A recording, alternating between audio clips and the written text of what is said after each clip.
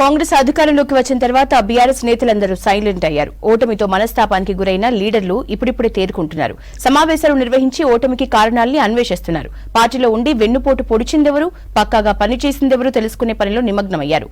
ఉమ్మడి వరంగల్ జిల్లాలోని బీఆర్ఎస్ నేతల అంతర్మథనంపై స్టోరీ.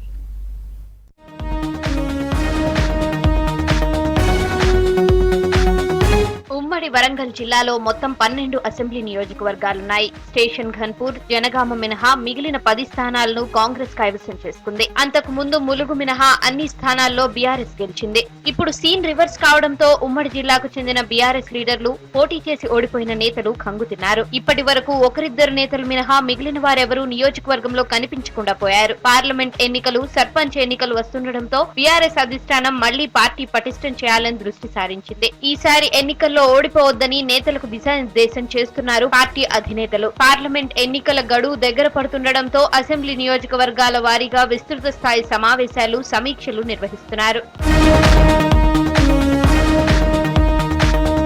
అసెంబ్లీ నియోజకవర్గాల్లో సమావేశాలను నిర్వహించేందుకు ఇన్ఛార్జీలను నియమించిన బీఆర్ఎస్ అధిష్టానం ఓటమి కారణాలపై అంతర్గతంగా చర్చించుకుంటున్నారు. పాలకుర్తి నియోజకవర్గ విస్తృత స్థాయి మీటింగ్ లో కడియం దయాకర్ రావు మీరంటే మీరేనని కార్యకర్తల ముందు నిందించుకున్నారు. ఎమ్మెల్యేలుగా మంత్రి పదవుల్లో కొనసాగుతూ కేడర్ ను, ప్రజలను పట్టించుకోని కారణంగా పార్టీ ఓటమికి కారణమైందని తప్పిదాలను ఎత్తి చూపిస్తూ మాజీ మంత్రి ఎర్రబెల్లి దయాకర్ రావుకు చురకలంటించారు కడియం శ్రీహరి. మానవ సంబంధాల లోపం వల్లే పాలకుర్తిలో ఓడిపోయామన్నారు. ఇక ముందు అందరితో సమన్వయం, కలయికతో నడుచుకోవాలని సమావేశాల్లో పాల్గొన్న నేతలు మాజీ మంత్రితో అన్నట్లు కార్యకర్తలు చెబుతున్నారు.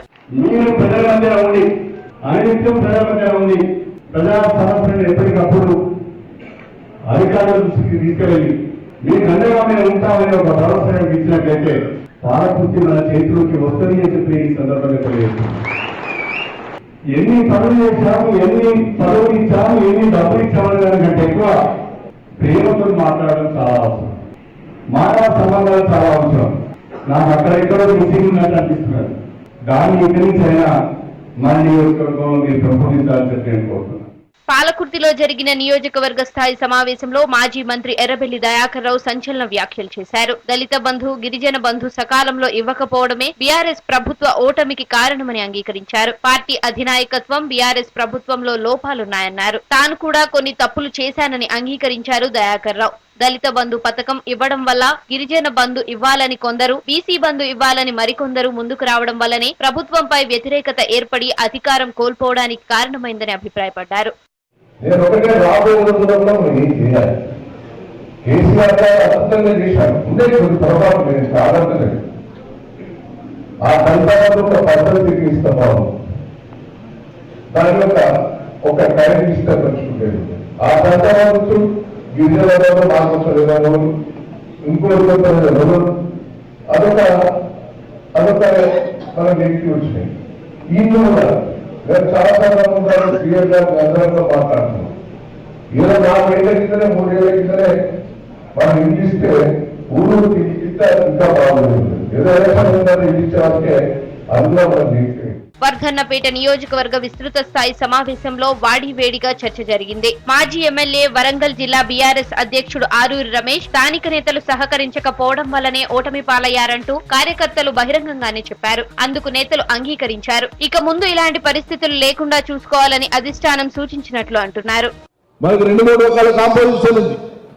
ఉద్యమం మొదలుపెట్టినటువంటి శ్రేణులు, మధ్యలో జాయిన్ అయినటువంటి శ్రేణులు, రాష్ట్రం వచ్చిన శ్రేణులు, ఈ డిఫరెంట్ కాంపోజిషన్స్ అన్నింటినీ కలిపి ఆయా నియోజకవర్గాలలో ఏకతాటి మీద నడిపి ముందుకు తీసుకుపోవడంలో పార్టీ అనేది ఒక బలమైన నిర్మాణంగా లేకపోవడం కారణంగా మనకు అది ఆ గ్యాప్ ఏర్పడిపోయింది.